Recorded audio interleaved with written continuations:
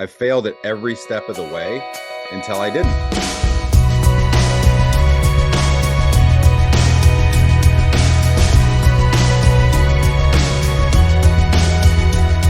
Marc King, President of Keller Williams Realty International. Thank you so much for spending some time with me today. I know who you are, obviously, and we've spent some time together before, but I'd just like to share your story a little bit, if I may, and just give you the floor for a little bit, because you're now in the position of being the president of Keller Williams. So yes. You run Keller Williams across the world day to day. Can you believe it? I can. I called a friend of mine when Gary offered me the job. And of course, I'd worked with Gary for a couple of years before that in different roles. But I called a friend. I said, you realize this company's worth billions of dollars and they're putting me over charge of it. Have they thought this through? I don't know. I think they did, and I think it was a fantastic decision. But I would like to, if you don't mind, you just sort of share your story a little bit, because sure.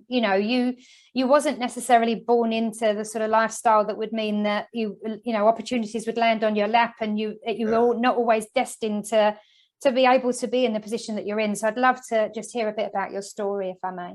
I'm open book. I'll tell you that this industry was a great fit for me because you can do anything in this industry if you work at it. And I found a company, I like to say Keller Williams found me at a time in my life where I was really searching for what I was going to do with my life. I was in corporate America, trying to climb the corporate ladder. I was in my mid-20s, and Keller Williams found me. But if you go back, Claire, yes, you're right. I grew up in what I would call abject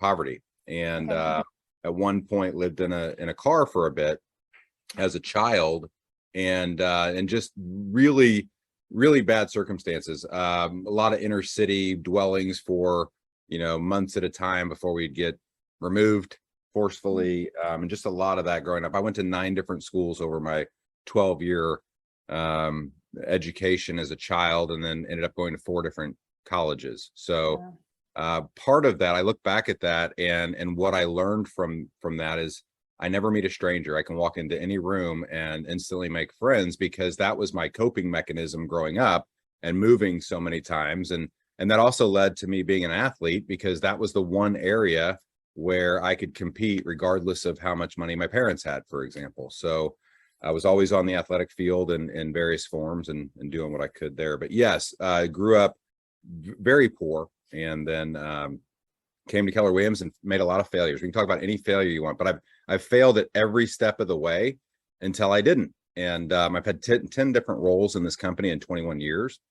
And Gary made the comment, which I'm a little worried about, Claire. He said the other day, I've been almost two years now, and he said, "You're doing such a great job." And I went, "Uh-oh, I haven't failed big yet, so I'm not learning as fast as I need to. So it's coming, I promise." It's funny you mentioned that, because that was one of the questions that I wanted to ask you. When you've mentioned previously when I've spoken to you about the fact that you've failed along the way. Is there any particular moment where you did fail and you really struggled and you just thought, I might just give this up? Oh, 100%. In almost every role. I mean, the first year of selling real estate, I remember I came from corporate America, where I had a decent job with decent pay, and everyone thought I was crazy for becoming a commission-only real estate person. And so there were 3 distinct times along that first year where I thought, what am I doing? Why am I giving up this to go do this? And thank goodness that I did. For me, what's caused questions, I've never had questions about my career, or whether or not I could run a brokerage, or whether or not I could sell a house, or whether or not I could recruit an agent, whether or not I could train. For me, my turning points, if you will, were more personal, and they were more about what was going on in life. And so I had a tragedy. I think you might know about this, but I had a tragedy in the mid 2000s, and I was on my way. I was building a really big team, and we got to number 1 ultimately in my market. Sold 245 houses my last year, which at the time was a lot. It was like number 67 in the entire United States, all brands, all agents. And so you would think it was just a massive success, right?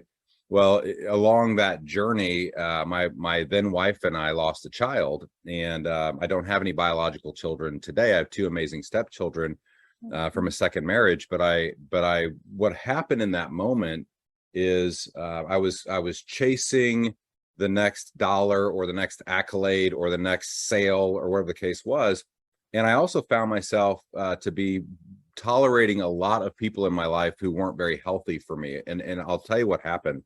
We just got in the truck and we started driving. And in Kansas City's right in the middle of the United States. If you figure, if you take a dart and throw it at the middle of the United States, you will hit my rooftop. And so then we got in the truck. We just drove to Colorado. It's about 8 hours, all uphill, to the mountains. And I was turning through the radio station, and a psychologist came on and talked about the a third principle, and basically said a third of the people are going to love you no matter what you do. Right. That's why, serial killers have love letters in prison. And a third of the people are not going to love you no matter what you do. And those are the people that we tend to try and impress the most. And a third of the people you just don't register with. Right. You could take it or leave it. And what he talked about on this radio show was how we spend most of our lives trying to impress people who are never going to love us no matter what we do. And we're never going to be good enough. No matter what we do, we will never be good enough. And we keep chasing that. We want their approval. We chase it. It's almost like it's almost like an innate need for us to gain approval from those least likely to give it. And so I just made a conscious decision for the first time in my life. And so I was 32 years old when this happened. And I decided I am not going to live my life ever again for people that don't love me no matter what. In fact, I'm going to shed every person like that out of my life. And I'm going to pour into the people who love me no matter what, like my mom and my grandparents and my sister and my extended family and my best friends from school and all those good things. So all of those relationships we tend to just put in our back pocket and go, those are good. Mom doesn't need to hear from me. She knows I love her. Well, actually, she does need to hear from me. And so I re-engaged that whole group. And I went and got out of relationship with a lot of people that were harmful for me. So I only tell you that sad story because that was a pivot in my life that really changed how I looked at business. When I came back, number one, I was fearless to, once you go through that, not getting a listing or having an agent leave my company or nothing, right? Yeah. And so I was fearless in terms of anything business. So that part helped. And so if you have to go through something like that, and I hope no one on this call ever has to, but if you do, there is always something to learn. There's always some kind of silver lining in every situation. And for me, it was becoming fearless in business. And that led me to make better decisions. And now I only spent time with people who love me no matter what. And guess what? The more referrals came from that group, and better referrals came from that group. And I made better relationships through that group. And so over time, what happened is we called it choking out the weeds. And I actually went to a therapist and learned how to do all this. But I fertilized my grass, my good relationships, and it actually chokes out the weeds.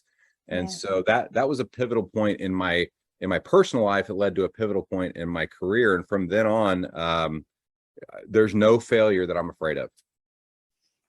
I can relate to that massively, and I'll probably talk to you more offline about that, because otherwise that's all this meeting will be about, and this is about you and not me. But yeah, I'd completely relate to that. I think when you go through something really significant in your life like that, you can turn it so quickly into something fantastic and something wonderful that then inspires you on to do bigger things in your life. So that's fantastic. Thank you so much for sharing that.